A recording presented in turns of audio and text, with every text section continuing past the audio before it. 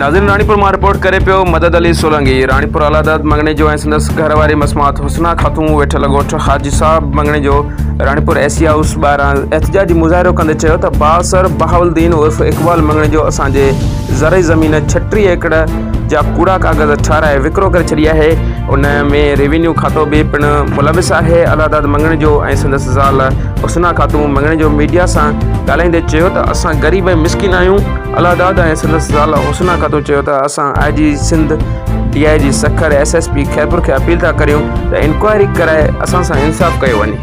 असां हिन वक़्तु मौजूदु आहियूं एसी हाउस रानीपुर जे गेट जे ॿाहिरां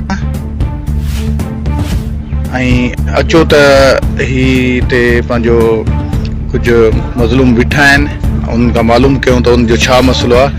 ही पंहिंजो उनजो घर जो सामान ही सॼो पियो आहे, ही टेंट वेंट लॻी पई आहे, ही हिते अची एसी हाउस जे अॻियां धाणो हणी वेठा आहिनि। अचो त पुछूं त छा मसइलो आहे उनजो। जी अदा छा मसइलो आहे तव्हांजो?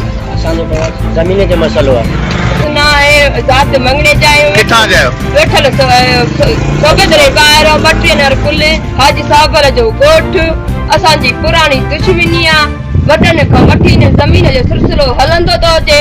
पोइ असांखे हिते 5 साल असां हिन रानीपुर में वेठासीं जी। हाणे जहिड़े नए खे मतलब खे 2 साल थी विया आहिनि। एसी साहब जे केस खे 10 महीनो ॼाण 11 महीनो हली वियो। एसी साहब जो कानून हिकिड़ी हाज़िरी, 2 हाज़िरी, 3 हाज़िरी, 4 हाज़िरी, 5 हाज़िरी, 5 हाज़िरी खां पोइ कोर्ट ॾे लेटर वञणु चाहिजे।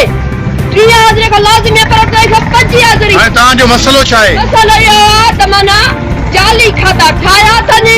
एसी साहब विकामी वियो आहे। कूड़ियूं हाज़िरियूं ॾेई हुन ॿिन्हिनि गुरुनि खे घुराए। एसी साहब चए थो मां कराची वियल आहियां। एसी साहब चए थो मां मीटिंग ते आहियां। एसी साहब चए थो मां लाड़ी करे विया। एसी साहब चए थो मां बीमार आहियां। बाबा है